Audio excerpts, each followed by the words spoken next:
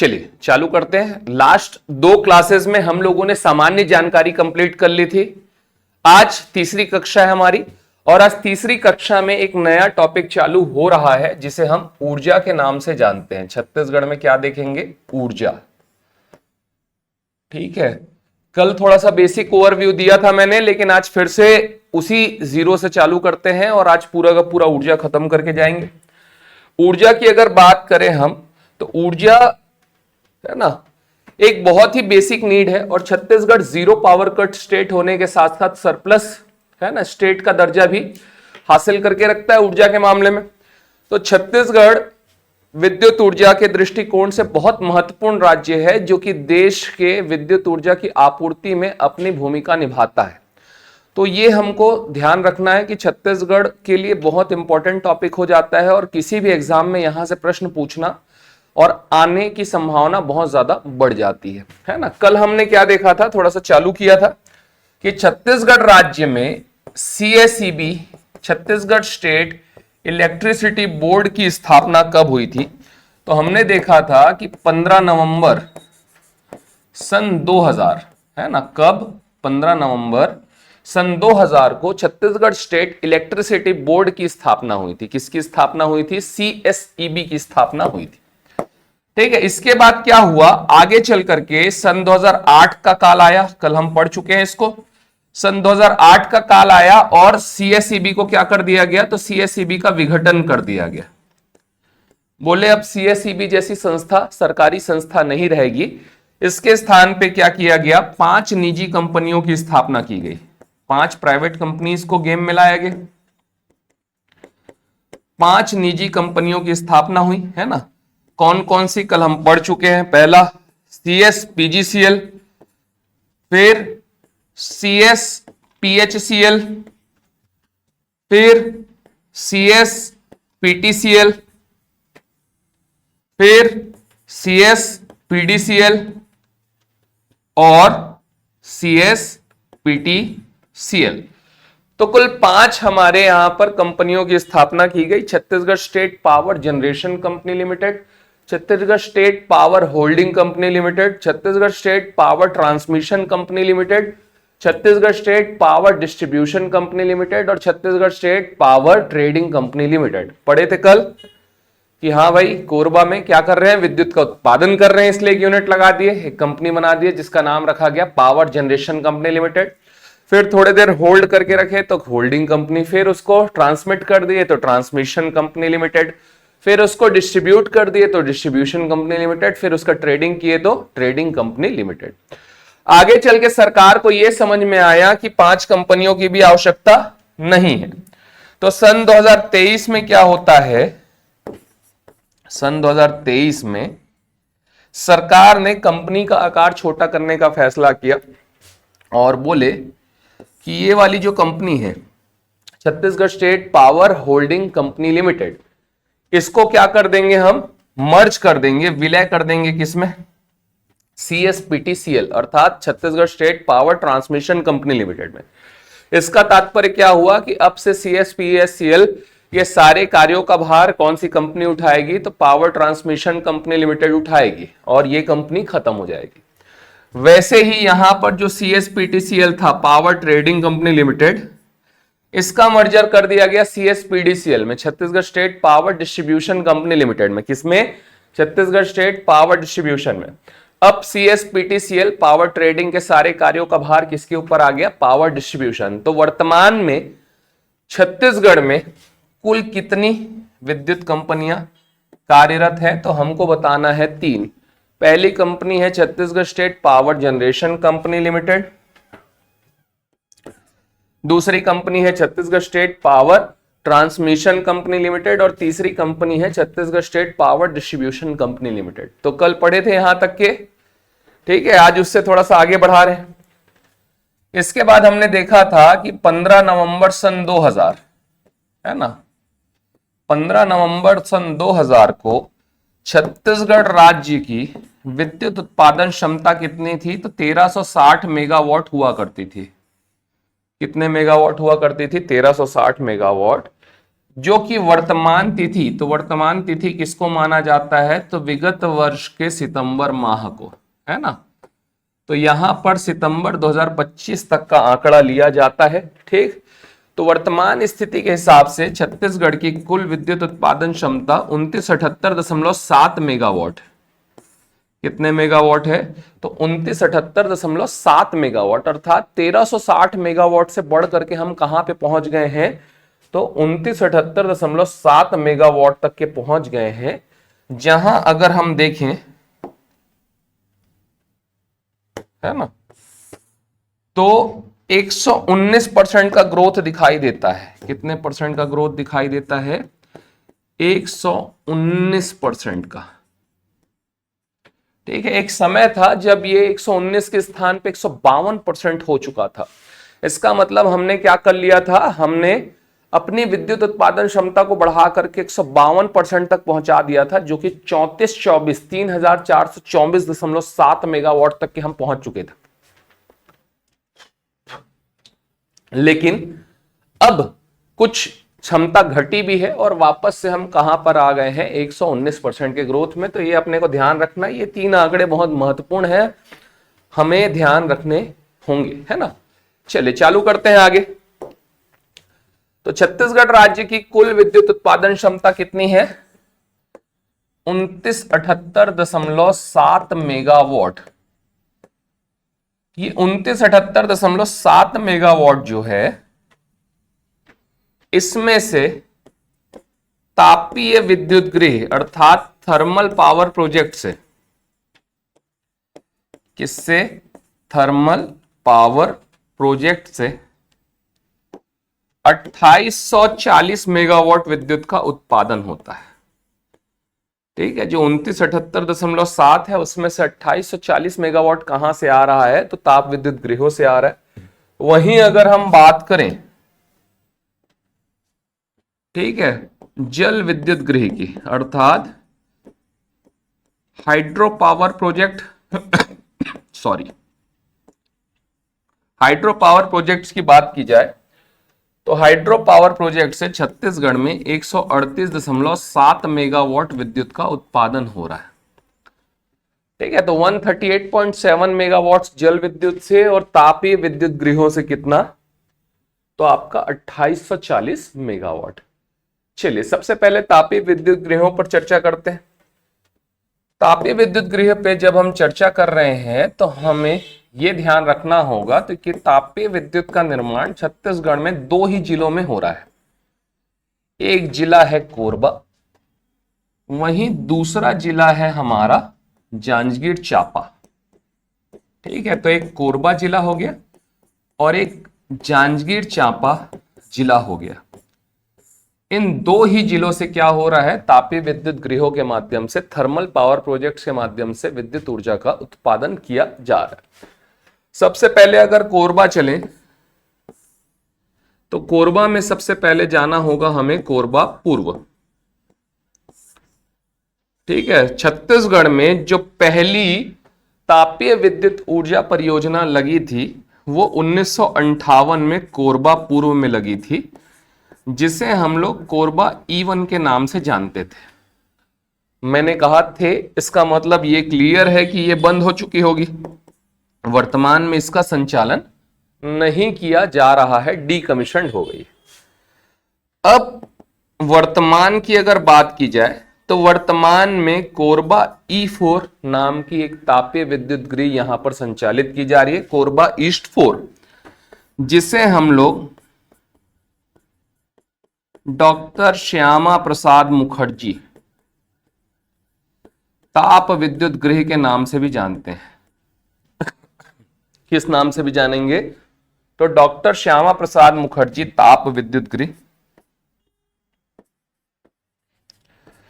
सन 2007 से यहां पे विद्युत ऊर्जा का उत्पादन हो रहा है। कब से, 2007 से, ठीक है। 250 मेगावाट के दो संयंत्र यहां पर लगे हैं। कितने मेगावाट के, 250 मेगावाट के दो संयंत्र, जिसकी कुल उत्पादन क्षमता कितनी हो जाएगी, तो 500 मेगावाट, ठीक है। तो अगर बात की जाए कोरबा पूर्व में कौन सी परियोजना या कौन सा ताप विद्युत गृह या कौन सा थर्मल पावर प्रोजेक्ट काम कर रहा है, तो हमें बताना है E4, जिसका नाम क्या है, तो डॉक्टर श्यामा प्रसाद मुखर्जी ताप विद्युत गृह नाम है ना ये E4। कब से, तो 2007 से। कितने मेगावाट के 2 संयंत्र, तो 250 मेगावाट के 2 संयंत्र। टोटल कैपेसिटी, कुल क्षमता 500 मेगावाट। अतः अगर हम देखें कि हमारी जो कोरबा पूर्व की कुल उत्पादन क्षमता कितनी है, तो ये है 500 मेगावाट, है ना, क्योंकि एक ही संयंत्र यहां पे संचालित है। इसके बाद अगर आगे बढ़े कोरबा में और हम लोग पहुंच जाए कोरबा के पश्चिम में, कहां पहुंच गए, कोरबा के पश्चिम में। इसे या तो कोरबा पश्चिम कहा जाता है या इसे हसदेव ताप विद्युत गृह भी कहते हैं। क्या बोलते हैं, हसदेव ताप विद्युत गृह। दो नाम है इसके, कोरबा पश्चिम या हसदेव ताप विद्युत गृह। यहां पर सन 1983 से चालू करेंगे, 4 साल, 83, 84, 85 और 86। ठीक है, इन 4 वर्षों में प्रति वर्ष 210 मेगावाट के संयंत्र लगे, जिसकी कुल क्षमता कितनी हो जाएगी, तो 840 मेगावाट्स। क्या याद रखना है, 840 मेगावाट। 1983, 84, 85, 86, प्रति वर्ष 210 मेगावाट के 4 संयंत्र, टोटल उत्पादन क्षमता 840 मेगावाट, है ना। तो 840 मेगावाट अपने को हसदेव ताप विद्युत गृह में याद रखना है। आगे चल करके सन 2013, आगे चलकर क्या होता है, सन 2013 का काल आता है और सन 2013 में छत्तीसगढ़ के इस संयंत्र में राज्य को थोड़े से विस्तार की आवश्यकता महसूस होती है, संभावनाएं दिखाई देती है। तो यहां पर एक विस्तार संयंत्र की नींव रखी जाती है, जहां पर 500 मेगावाट का एक संयंत्र स्थापित किया जाता है, जिसकी कैपेसिटी कितनी हो जाएगी, तो 500 मेगावाट। इसे या हम कोरबा पश्चिम विस्तार प्लांट के नाम से जानेंगे या इसे हसदेव ताप विद्युत गृह विस्तार के नाम से जाना जाएगा। तो इसको अपने को रखना है ध्यान, है ना, क्लियर। अब अगर हम देखें तो 840 मेगावाट और 500 मेगावाट दोनों को मिला दें तो कोरबा पश्चिम की कुल उत्पादन क्षमता कितनी हो जाती है, 1340 मेगावाट। अगर 1340 और 500 को मिला दें तो कोरबा की कुल उत्पादन क्षमता कितनी हो जाएगी, तो 500 मेगावाट हो जाएगी। तो इसको अपने को रखना है ध्यान में, है ना, रख सकते हैं। कोरबा पूर्व 500 मेगावाट, कोरबा पश्चिम 1340 मेगावाट। ठीक है साहब, यहां तक क्लियर है सभी वन रक्षकों। ठीक है, आज से ही सोचना चालू कर दो कि हम वन रक्षक बन गए हैं, है ना। आप लोग चूंकि इस बैच में आए हो तो प्राथमिक उद्देश्य यही होना चाहिए कि हम बनने ही वाले। ठीक है, अगर आज से नहीं सोचोगे, हल्का सा भी कॉन्फिडेंस डगमगाओगे तो हालत खराब होगी। आपको ये प्लस पॉइंट ध्यान रखना चाहिए कि पर्याप्त मात्रा में पद है ना, पर्याप्त मात्रा में पद हैं और तैयारी सीमित लोग कर रहे हैं। भले एग्जाम बहुत सारे लोग देंगे, लेकिन आप ये मान के चलिए आपका पद तय है ना। तो अभी से लगे रहो और मैं जो पढ़ा रहा हूं उसको अच्छे से पढ़ते रहो, आपका सिलेक्शन निश्चित ही हो जाएगा और 20 में से 15, 16, 17 नंबर तक के प्राप्ति की तैयारी करके जाएंगे। हो सकता है 18 भी हो जाए, 20 में 20 तो नहीं होगा, मैं आपको ये नहीं बोलूंगा, है ना। तो ये अपने को ध्यान में रखना है, ठीक है। अच्छा, मैं यहाँ पे 500 लिख दिया क्या, तो ये 1840 है, तो 1340 प्लस 500 1840। ठीक है, चलिए बढ़ते हैं आगे। आते हैं जांजगीर चांपा। कहां पहुंचेंगे, जांजगीर चांपा में। ठीक है, वो बताते बताते स्किप हो गया, वो गलती से 500 लिखा गया। अब जांजगीर चांपा में बात करें तो जांजगीर चांपा में एक स्थान है मड़वा तेंदु भाठा। कौन सी जगह, मड़वा तेंदु भाठा। यहां पर एक अटल बिहारी वाजपेयी जी के नाम पर अटल बिहारी वाजपेयी ताप विद्युत गृह, क्या है, अटल बिहारी वाजपेयी ताप विद्युत गृह, ये अटल बिहारी वाजपेयी ताप विद्युत गृह जो है सन 2016 में स्टैब्लिश हुआ, जहां पर 500 मेगावाट के 2 संयंत्र है, जिसकी कुल उत्पादन क्षमता 1000 मेगावाट हो जाती है ना। तो 500 मेगावाट के 2 संयंत्र, कुल उत्पादन क्षमता 1000 मेगावाट, किसकी? मड़वा तेंदु भाठा की। तो जांजगीर चांपा जिले में एकमात्र संयंत्र ये है, तो इसकी उत्पादन क्षमता कितनी हो जाएगी? कुल जांजगीर की 1000 मेगावाट, तो कोरबा की 1840 मेगावाट और जांजगीर की 1000 मेगावाट, तो दोनों को मिलाकर के 2840 मेगावाट उत्पादन क्षमता हो जानी है। ठीक है, चलो बढ़े आगे। 2840 का तो हिसाब मिल गया। अब 138.7 का हिसाब लेते हैं। किसका हिसाब लेंगे? 138.7 मेगावाट्स का हिसाब लेंगे। छत्तीसगढ़ में 4 जल विद्युत परियोजनाएं हैं, जिसमें से पहली जल विद्युत परियोजना का नाम है हसदो मांगो जल विद्युत परियोजना, जो कि कोरबा जिले के माचा डोली नामक गांव के पास में है। ठीक है, कोरबा जिले में माचा डोली, इस माचा डोली के पास में हसदो बांगो जल विद्युत परियोजना है, जहां पर सन 1994 95 में, 94 और 95 में 40 मेगावाट के कुल 3 संयंत्र लगे, जिसकी कुल उत्पादन क्षमता 120 मेगावाट हो जाती है। तो हसदो बांगो जल विद्युत गृह 40 मेगावाट के 3 गए संयंत्र, टोटल उत्पादन क्षमता 120 मेगावाट। इसके बाद आगे बढ़ते हैं हसदो बांगो के बाद, तो कोरबा पश्चिम मिनी, क्या नाम याद रखना है? कोरबा पश्चिम मिनी। यहां पर 2003 और 2009 में 0.85 मेगावाट, इसका मतलब 0.85 मेगावाट के 2 संयंत्र लगे हैं, जिसकी कुल उत्पादन क्षमता 1.7 मेगावाट होगी। कितनी हो जाएगी? 1.7 मेगावाट। इसको अपने को ध्यान में रखना है। इसके बाद पहुंच जाएंगे हम लोग गंगरेल जल विद्युत परियोजना। यहां पर सन 2004 और 5 से 2.5 मेगावाट के 4 संयंत्र कार्यरत हैं,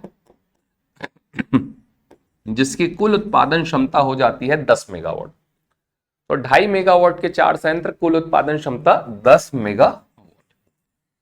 इसके बाद आगे बढ़ते हैं और हम लोग पहुंच जाते हैं पैरी सिकासार। कहां पहुंच गए? पैरी सिकासार। ठीक है, पैरी सिकासार में हम गए, तो यहां पर सन 2006 से ठीक 3.5 मेगावाट के 2 संयंत्र कार्यरत है, जिसकी कुल उत्पादन क्षमता हो जाती है 7 मेगावाट। ठीक, तो हसदो बांगो से 120, कोरबा पश्चिम मिनी से 1.7, गंगरेल से 10 और पैरी सिकासार से 7 मेगावाट विद्युत का उत्पादन हो रहा है।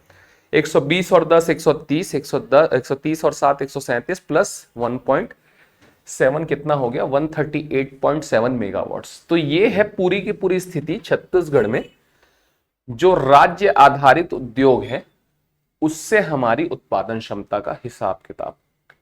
ठीक है, इसको अपने को रखना है ध्यान।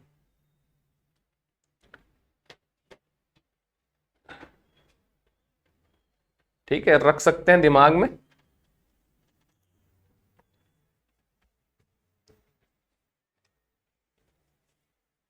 बढ़े आगे, चलिए। ठीक है, अभी हमने कितना पढ़ा? 2978.7 मेगावाट। आज से 2-3 साल पहले तक के ये 2984.7 मेगावाट हुआ करता था, है ना। अभी हमने क्या पढ़ा? ऐसा निकाल के ताप विद्युत गृह पढ़ा, कितना? 2840 मेगावाट। ऐसे हमने निकाल के क्या पढ़ा? जल विद्युत पढ़ा, कितना? 138.7 मेगावाट। इसके अलावा एक हम यहाँ पे अन्य करके पढ़ते थे, है ना, जहां से 6 मेगावाट विद्युत का जनरेशन होता था। लेकिन क्या होता था कि आपको पता ही है छत्तीसगढ़ में 4 शक्कर कारखाने हैं, जिसमें से एक शक्कर कारखाना भोरमदेव सहकारी शक्कर कारखाना है।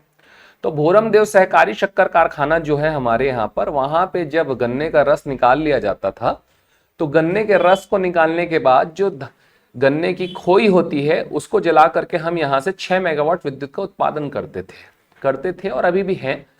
ठीक है, तो उससे पहले क्या होता था, सरकार इसको अपने में काउंट करती थी, लेकिन पिछले 2-3 साल में सरकार ने बोला कि वहां से उत्पादन करिए और स्वयं उपयोग करिए, इसको हम यहाँ से काउंट करना बंद कर देंगे। तो अब इस 6 मेगावाट को हटा दिया गया, इसीलिए यहाँ पे -6 हो गया। ठीक है, 2884 से घट के वो 2984 से घट करके वो 2978.7 हो गया। क्लियर है? तो अभी छत्तीसगढ़ में को जनरेटिव प्लांट्स कितने हैं आइए देखते हैं। उससे पहले छत्तीसगढ़ में शक्कर कारखाने हैं ना, छत्तीसगढ़ में शक्कर कारखानों की बात की जाए तो छत्तीसगढ़ में शक्कर कारखानों की संख्या 4 है। कितने शक्कर कारखाने? 4। सबसे पहला शक्कर कारखाना सन 2002-2003 में स्थापित हुआ था, जो कि रामहेपुर कवर्धा जिले में रामहेपुर नाम के स्थान में स्थापित होगा। ठीक है, तो कवर्धा जिले के रामहेपुर नाम के स्थान में पहला शक्कर कारखाना स्थापित हुआ, जिसे हम लोग भोरमदेव सहकारी शक्कर कारखाने के नाम से जानेंगे। भोरमदेव सहकारी शक्कर कारखाना।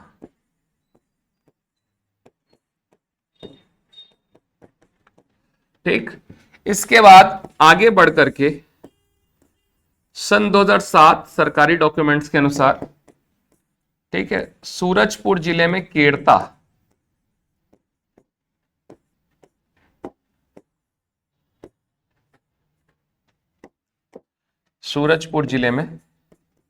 केरता नाम की जगह पर मां महामाया सहकारी शक्कर कारखाने की स्थापना की गई। इसकी मां महामाया सहकारी शक्कर कारखाने की स्थापना कब हुई? 2007 में केरता में। इसके बाद सन 2009 के पास है ना आपका करका भाटा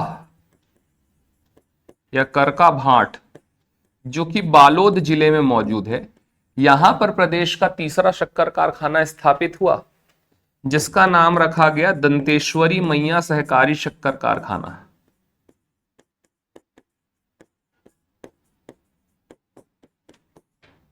ठीक है, इसके बाद प्रदेश का सबसे नवीनतम शक्कर कारखाना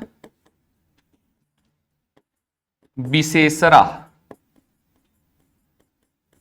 पंडरिया ब्लॉक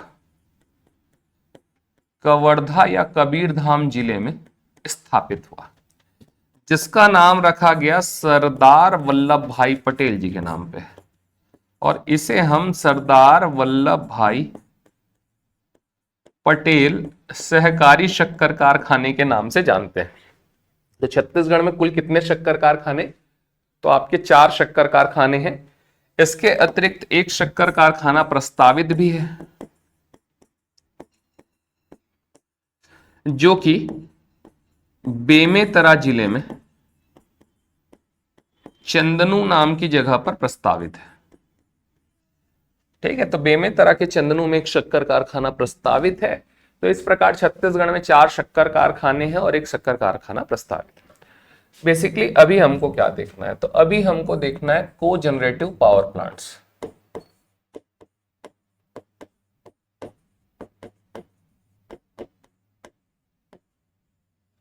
है ना, क्या देखेंगे? को जनरेटिव प्लांट्स।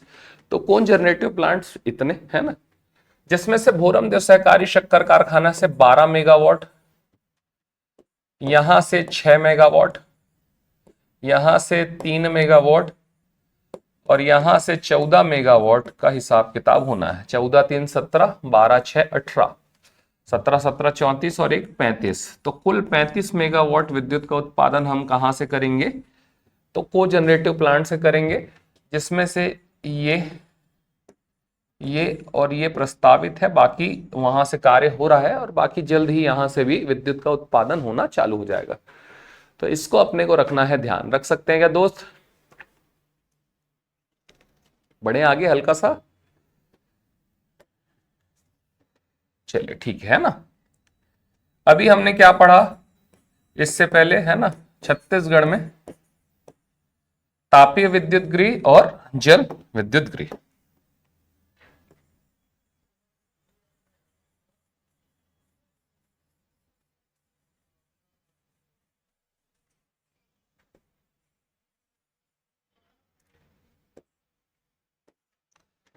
ठीक, छत्तीसगढ़ में अगर हम बात करें तापीय विद्युत गृहों की जो कि प्रस्तावित है ना, तो छत्तीसगढ़ में सबसे पहले कोरिया जिले में, कौन से जिले में, तो कोरिया जिले में बुंजी बुंदेली, क्या याद रखना है, बुंजी बुंदेली ताप विद्युत गृह प्रस्तावित है।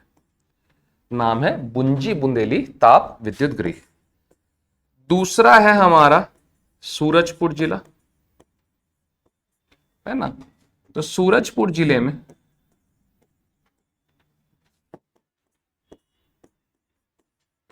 प्रेमनगर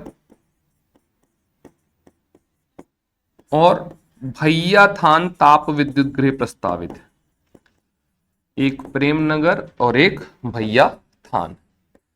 तीसरा है हमारा कोरबा जिला,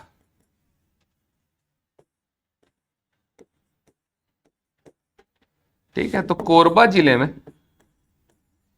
कोरबा दक्षिण ताप विद्युत गृह प्रस्तावित है। और कोरबा पश्चिम जो हमने पढ़ा वहां पर और संभावनाएं देखी जा रही हैं विस्तार की, तो वहां पर भी ताप विद्युत गृह का विस्तार प्रस्तावित है।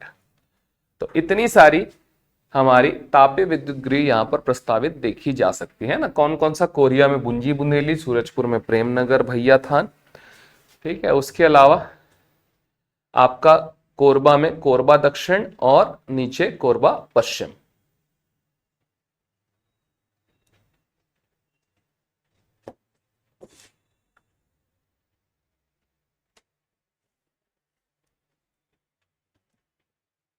ठीक है, तो बताओगे साहब तब मैं आपको समय दूंगा, है ना। आप बोलना कि सर थोड़ा सा रुक जाओ बोल के, ठीक।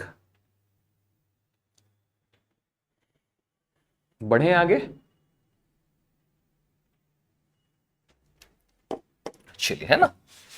इसके बाद थोड़ा सा आगे बढ़ते हैं और हमने जल विद्युत गृह भी देखा। तो छत्तीसगढ़ में कौन कौन से जल विद्युत गृह प्रस्तावित हैं इसको भी देख लेते हैं, ठीक है। प्रस्तावित की बात की जाए तो सबसे पहले सूरजपुर जिला, कौन सा जिला? सूरजपुर जिले में रेहर जल विद्युत परियोजना प्रस्तावित है। कौन से जिले में? सूरजपुर जिले में। वहीं बलरामपुर जिला जो है हमारा, यहां पर कन्हार परियोजना प्रस्तावित है, ठीक है, कन्हार जल विद्युत गृह, ठीक। इसके बाद आगे बढ़े अपन तो दंतेवाड़ा जिला, कौन सा जिला? दंतेवाड़ा। दंतेवाड़ा जिले में बोध घाट परियोजना,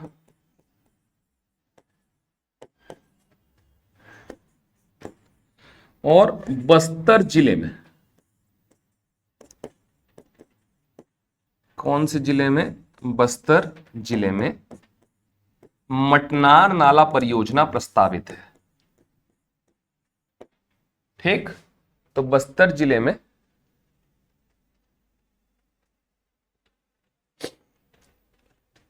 लखन कुमार जी, है ना, लखन जी आपके लिए, है ना। ये जो आप इफको लिख रहे हो ये प्रेमनगर वाला संयंत्र है, और इंडिया बुल्स वाला जो संयंत्र है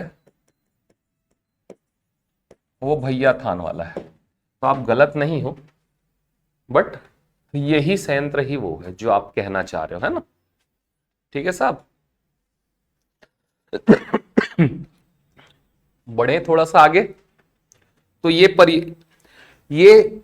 प्रस्तावित अपने को ध्यान में रखना है कहां पर, तापीय विद्युत गृह और जल विद्युत गृह के तौर पर। ठीक है साहब, बड़े हल्का सा आगे।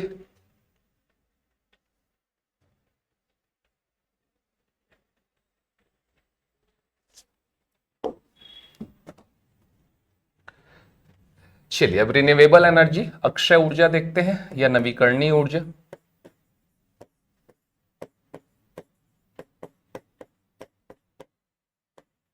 क्या होता है नवीकरणीय ऊर्जा,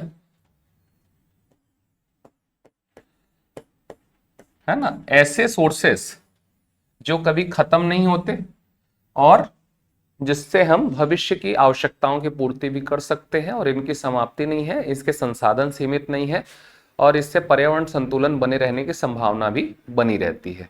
तो ऐसी ऊर्जा को नवीकरणीय ऊर्जा या अक्षय ऊर्जा के नाम से जाना जाता है। अगर हम सबसे पहले नवीकरणीय ऊर्जा में देखें, नवीकरणीय ऊर्जा में तो पवन ऊर्जा, तो पवन ऊर्जा का स्कोप छत्तीसगढ़ में दिखाई देता है, बट अभी तक उसको यूटिलाइज नहीं किया गया है। छत्तीसगढ़ में बालोद जिले में 1990-91 के दौर में पहले पवन ऊर्जा संयंत्र की स्थापना की गई थी, जो कि वर्तमान में क्या हो चुकी है, बंद हो चुकी है। तो पवन ऊर्जा का स्कोप है, बट अभी हम यूटिलाइज नहीं कर पाए।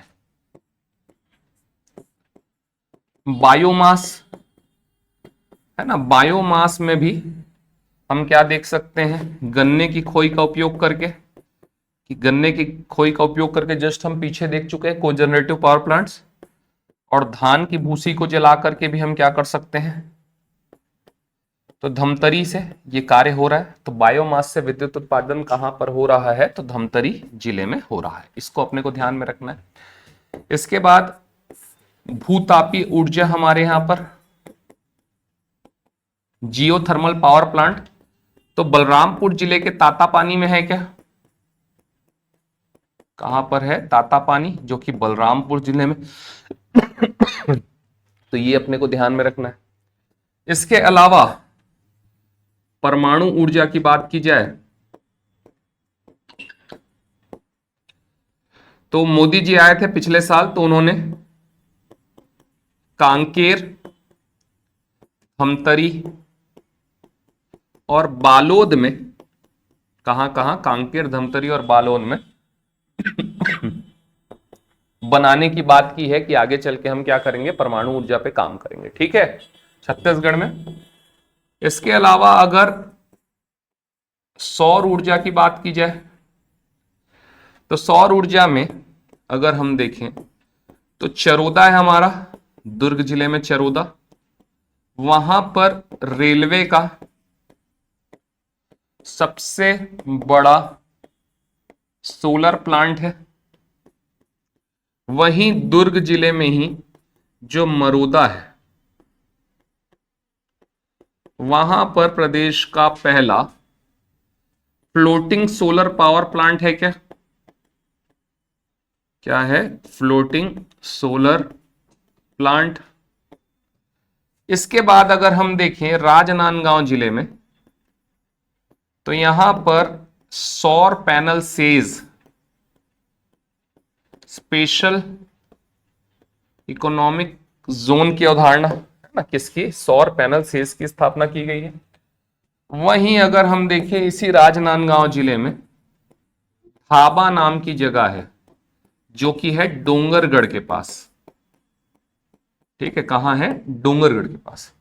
यहां पर प्रदेश का पहला बैटरी स्टोरेज आधारित सोलर पावर प्लांट है। इसके अलावा आप अगर देखेंगे तो क्या है, आपके तमोर पिंगला, अचानक मार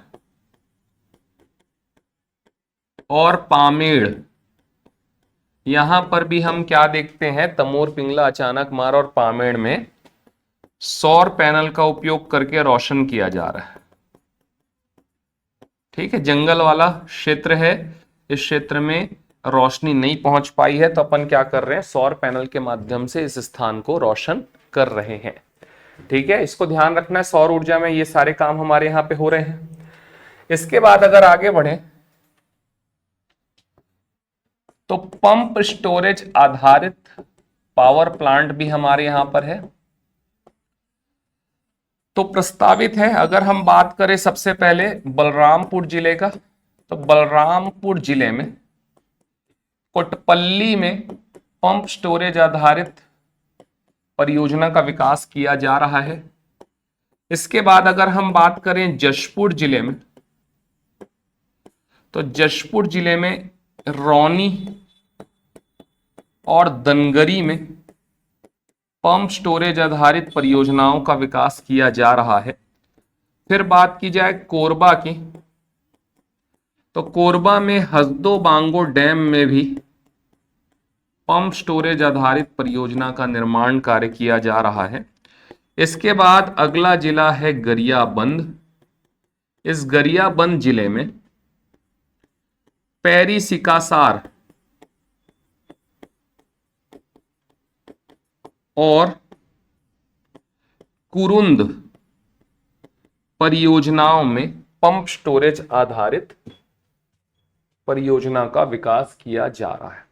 तो अगर नवीनीकरणीय ऊर्जा की बात की जाए तो छत्तीसगढ़ में इतने सारे प्रयास हुए हैं या हो रहे हैं जो कि राज्य को एक स्वच्छ ऊर्जा और पर्यावरण संतुलन आधारित ग्लोबल वार्मिंग से दूर करने वाली ऊर्जा के तौर पर देखा जा सकता है। तो इसको अपने को ध्यान रखना है, इतनी सारी चीजें अक्षय ऊर्जा में अपने को ध्यान रखना है। ठीक है, थोड़ा सा बढ़ रहा हूं। क्रेडा, क्या याद रखेंगे? CREDA Chhattisgarh state renewable energy development agency है ना। बेसिकली हमको यहां पे फुल फॉर्म पूछा हुआ है, एक बार क्या पूछा है कि छत्तीसगढ़ क्रेडा का फुल फॉर्म क्या है। पूरा तो सेम था, बस वो ए का नाम बार बार चेंज कर दिया था, कहीं पे एजेंसी, कहीं पे अथॉरिटी, कहीं पे और कुछ। तो हमें लगता है अथॉरिटी होगी, इसलिए हम कंफ्यूज हो जाते हैं। तो याद रखना एजेंसी। हिंदी मीडियम में भी पूरा फुल फॉर्म अंग्रेजी में ही दिया था ना, ऐसा मत सोचना कि हिंदी में लिखा रहेगा। अगर हिंदी में बात करें इसके फुल फॉर्म की, तो छत्तीसगढ़ राज्य अक्षय ऊर्जा विकास अभिकरण के नाम से इसे जाना जाता है। अक्षय ऊर्जा विकास अभिकरण, ठीक है। ये जो संस्था है इसकी स्थापना 25 मई सन 2001 को होगी। कब होने वाली है? तो 25 मई 2001। इसी से रिलेट करके याद रखना है कि 23 मई 2001 को, है ना, इससे 2 दिन पहले छत्तीसगढ़ पब्लिक सर्विस कमीशन अर्थात सीजीपीएससी की स्थापना हुई। तो सीजीपीएससी की स्थापना कब हुई? तो 23 मई 2001 को। और आपकी क्रेडा की स्थापना कब हुई? उसके 2 दिन पश्चात 25 मई 2001 को। क्रेडा का काम क्या है? तो क्रेडा का कार्य है जागरूकता फैलाना, लोगों को अक्षय ऊर्जा के प्रति जागरूक करना, स्वच्छ ऊर्जा के दिशा में कदम बढ़ाने हेतु प्रयास करना। ठीक है, छत्तीसगढ़ राज्य में संभावनाएं तलाश करना, अक्षय ऊर्जा के नए नए रिसोर्सेस की तलाश करना, उसका विकास करना और उसका संवर्धन भी करना। ठीक है, प्लस अलग अलग योजनाओं के माध्यम से लोगों तक लाभ पहुंचाने का कार्य भी करती है। अभी अगर हम देखेंगे तो क्रेडा के द्वारा ये पहल चालू की गई है कि जितने भी सरकारी संस्थाएं हैं उन सभी सरकारी संस्थाओं में उनके छत पर क्या किया जाए, सोलर पैनल लगा करके वहां पर जो पावर है वो सौर पैनल अर्थात अक्षय ऊर्जा से प्राप्त करने की बात कही गई थी और बहुत सारे संस्थानों में लग चुका है और वहां से विद्युत का उत्पादन हो रहा है। ठीक है, तो एक बहुत अच्छी पहल है स्वच्छ ऊर्जा के प्रति जिसको हमको ध्यान रखना है। ठीक है, एक प्रमुख योजना हमको ध्यान में रखनी है जिसका नाम है पीएम सूर्यघर योजना। क्या याद रखेंगे? पीएम सूर्यघर योजना। प्रधानमंत्री सूर्यघर योजना के तहत छत्तीसगढ़ में 5 लाख छतों तक पहुंचने का लक्ष्य है। कितने 5 लाख घरों की छतों में हमको सौर पैनल लगाने का लक्ष्य रखा गया था। इस योजना में मिनिमम 1 किलोवाट से मैक्सिमम 500 किलोवाट, कितना मिनिमम 1 किलोवाट से 500 किलोवाट तक हम क्या कर सकते हैं, सौर पैनल लगा सकते हैं।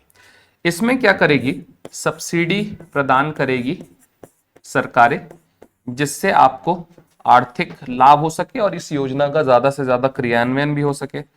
अगर हम राज्य सरकार की बात करें और इधर केंद्र सरकार की बात करें, तो जो 1 किलोवाट तक का संयंत्र है, कितने किलोवाट तक का संयंत्र, 1 किलोवाट तक का जो संयंत्र है, इसमें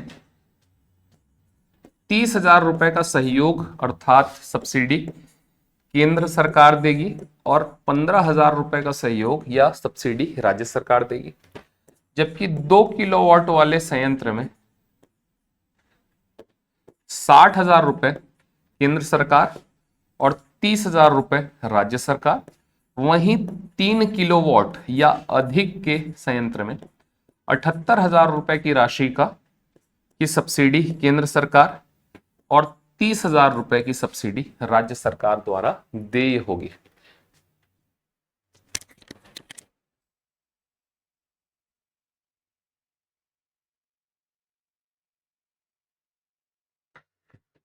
ठीक है, तो यहां पर 30,000 रुपए और 15,000 रुपए की सहयोग राशि या सब्सिडी बोलेंगे, सहयोग राशि गलत हो जाएगा। सब्सिडी कौन प्रदान कर रही है, केंद्र और राज्य सरकार 1 किलोवाट तक के। 60,000 और 30,000 की सब्सिडी 2 किलोवाट तक के में, और 78,000 और 30,000 3 किलोवाट तक के संयंत्र में हमें देखने को मिल रहा है। इसे हम पीएम सूर्य घर योजना के नाम से जान रहे हैं। क्लियर है?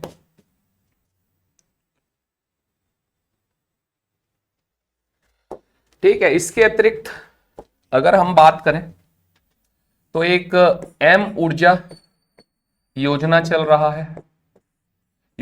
रही है, मुख्यमंत्री ऊर्जा राहत जन अभियान। क्या नाम है इसका, पूरा नाम अगर हम देखें तो एम से हो गया मुख्यमंत्री, ठीक है, यू से हो गया ऊर्जा, आर से हो गया राहत, जे से हो गया जन और ए से हो गया अभियान। तो एम ऊर्जा अर्थात मुख्यमंत्री ऊर्जा राहत अभियान। अभी हमको पता ही है कि छत्तीसगढ़ में हाफ बिजली बिल स्कीम चल रही थी कि नहीं? क्या चल रही थी? हाफ बिजली बिल स्कीम चल रही थी, जिसके तहत 400 यूनिट तक के बिजली में बिजली बिल हाफ हो जाता था। ठीक है, मतलब अगर आपका 4,000 रुपए आना होता तो वो घट करके 2,000 रुपए में। तो राज्य सरकार ने सबसे पहले क्या किया है कि इस योजना को बंद कर दिया। इसका मतलब अब 4,000 का अगर बिजली बिल है तो 4,000 ही आपको देना पड़ेगा। पहली चीज तो ये। अभी तक हम क्या कर रहे थे, आधी बिजली बिल माफ हो रही थी। अब इस योजना के माध्यम से क्या हो रहा है, एम ऊर्जा राहत अभियान के माध्यम से ये हो रहा है कि प्रारंभिक 200 यूनिट तक का बिजली बिल हाफ किया जा रहा है।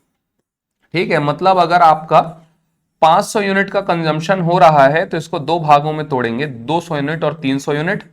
तो 200 यूनिट का जो बिजली बिल है, जो कि ऐसे भी ज्यादा नहीं रहता क्योंकि लगभग 3 रुपए से 4 रुपए प्रति यूनिट है ना, यहां पर दर है। तो मान लेते हैं पहले 100 यूनिट का 270 रुपए कुछ है और दूसरे का 330 है, तो टोटल कितना हो गया आपका, 7 और 3 10 600 रुपए। तो 600 रुपए का हाफ कितना हो गया, 300 रुपए। तो यहां तो बच गया। लेकिन यहां पर क्या है, 6 रुपए से 8 रुपए तक की दर है, तो ये 600 रुपए, 700 रुपए और 800 रुपए। तो ठीक है, 6 6 12 12 8 20 और 1 21 2100 रुपए यहां बन रहा है। तो टोटल बिल कितना हो गया आपका, लगभग 2400 रुपए हुआ। ठीक है, तो पहले क्या होता था, सीधा सीधा यहां पे क्या होता था कि इधर 600 प्लस इधर 2100, 21 है 27, तो 2700 का आधा कितना हो गया, 2 1 2 2 3 6 2 5 10 1350 रुपए। तो 1350 रुपए का बिजली बिल बढ़ करके कितना हो गया आपका, 2400 रुपए। ठीक है, तो ये चेंजेस आए हैं। प्लस क्या हुआ है कि बिजली की दरों में भी वृद्धि हुई है, इसलिए भी हमारा बिजली बिल ज्यादा आ रहा है। तो बहुत सारी चीजें हैं इसके पीछे। खैर, अपन उस पर चर्चा ना करके किस पे चर्चा करते हैं, मुख्यमंत्री ऊर्जा राहत जन अभियान। इसका मुख्य उद्देश्य क्या है, तो सबसे पहला उद्देश्य है कि 200 यूनिट तक के बिजली बिल को हाफ करना है। दूसरा इसका उद्देश्य है कि आप लोगों को प्रेरित करना है भाई कि अगर अभी भी क्या नहीं लगवाओगे, घर में सोलर पैनल नहीं लगवाओगे, तो आगे जाकर के मैं क्या करूंगा, इस 200 यूनिट तक के हाफ को भी खत्म करूंगा। तो आपको कितना बिल देना पड़ेगा, 2700 रुपए का बिल देना पड़ेगा, ऐसा बोल रहे हैं। मतलब जल्दी जल्दी क्या लगा लो, सोलर पैनल। और मैं आपको बता दूं, ये एम ऊर्जा राहत जन अभियान योजना इस साल है ना, अभी अगस्त आ गया है, दिसंबर में खत्म हो जाएगी। अर्थात दिसंबर में हमको ये 200 यूनिट तक का हाफ जो मिल रहा है वो खत्म हो जाएगा मिलना, ऐसा सरकार ने कहा है। अगर एक्सटेंड कर देती है तो बात अलग है, लेकिन अभी की स्थिति में दिसंबर तक इस योजना को लागू किया गया है। तो इसको अपने को रखना है ध्यान, मुख्यमंत्री ऊर्जा राहत अभियान। क्लियर है, जन अभियान। तो ऊर्जा टॉपिक में इतनी सारी चीजें हमको पढ़नी थी, है ना। ऊर्जा टॉपिक में क्या करना है, इतनी चीजों को हमको पढ़ना है। अगर हम इधर देखें क्या क्या पढ़ा आज हमने,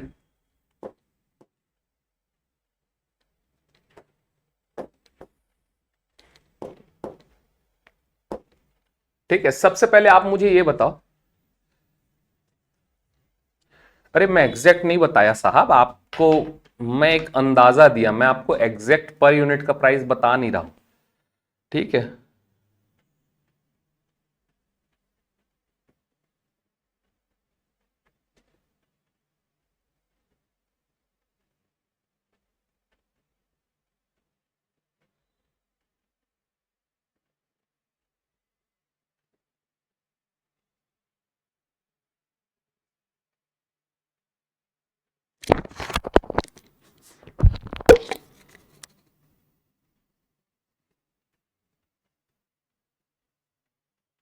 भेजना ना उसको रितेश।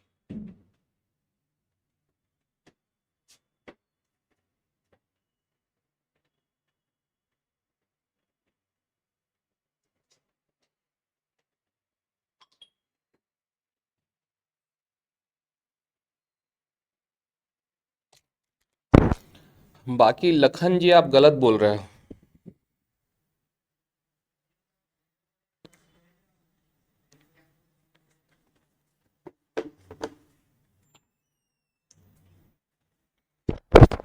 करा रहे हैं, ठीक, मैं देख लिया हूँ कैमरा, वो जो बैटरी लगा रहे हैं, 1 मिनट रुकिएगा।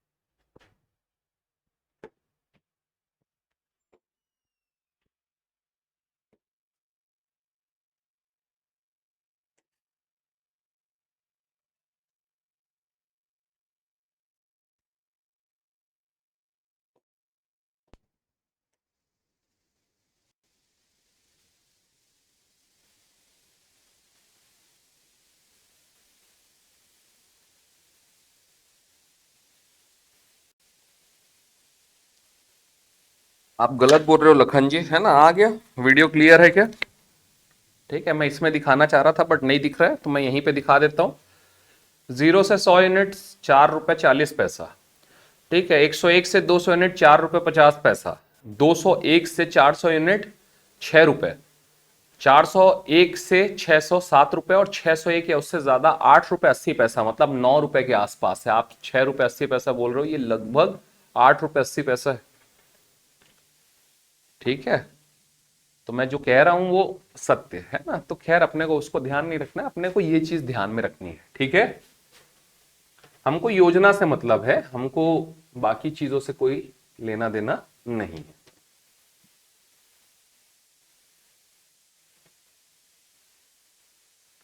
देखिए CSPDCL का वेबसाइट है, यहां पर PM सूर्य घर मुफ्त बिजली बिल योजना है ना। तो ये योजना मुख्य रूप से प्रसारित की जा रही है, इसको अपने को ध्यान में रखना है, ठीक है साहब। बाकी मुझे ये बताइए कि आज की क्लास में सभी चीजें समझ में आई? सब लिख के बताएंगे, कोई भी एक व्यक्ति छोड़ेगा नहीं, जितने लोग ऑनलाइन है सब लिखेंगे, क्योंकि इंटरेक्शन होते रहना चाहिए, तब तो मुझे पता चलेगा। बताओ।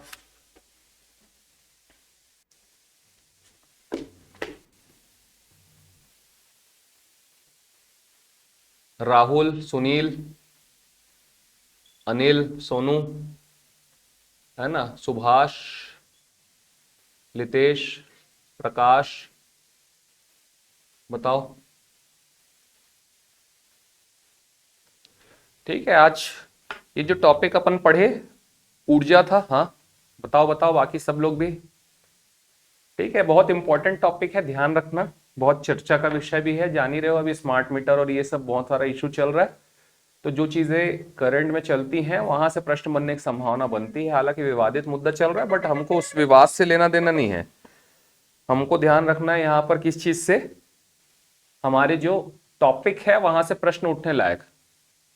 ठीक है, तो याद करना पड़ेगा ना साहब, अनिल, इसको क्या करना पड़ेगा, याद करना पड़ेगा हमको बार बार बोल बोल के। ठीक है, कैसे करेंगे, आज हमारा होमवर्क क्या रहेगा, जब हम घर में रहेंगे तो हम इस चीजों को बार बार बोल बोल के याद करेंगे, 2 बार हम लिख लेंगे, हमको चीजें याद हो जाएंगी।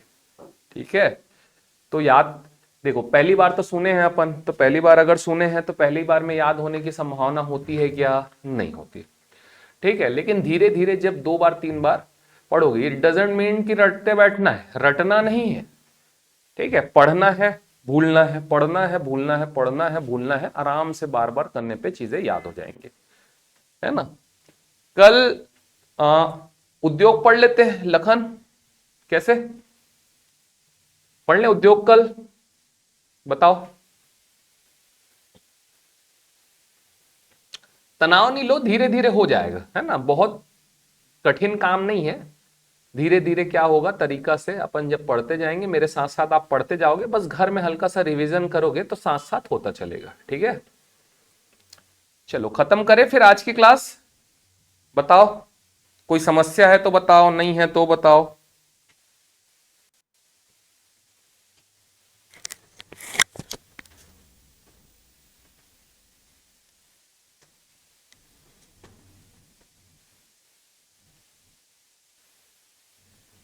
चलो थैंक यू, फिर है ना खत्म करते हैं। अगली क्लास थोड़ा सा 5-7 मिनट का गेप है अभी। ठीक है, 5-7 मिनट मिनिमम, 10 मिनट अपना गेप रहेगा, उसके बाद अपन अगली कक्षा चालू करेंगे, जो सर है रुपेश सर, उनकी क्लास है ना, तो थोड़ा सा बीच में गेप का समय है, तो आप लोग पैनिक नहीं करेंगे, आराम से 10 मिनट बाद आएंगे सर, आपकी क्लास का नोटिफिकेशन आपके ऐप में पहुंच जाएगा, फिर आप उसको ओपन करके सर के साथ क्लास में जुड़ जाएंगे। ठीक है साहब, चलिए ऑल द बेस्ट, मिलते हैं कल, थैंक यू।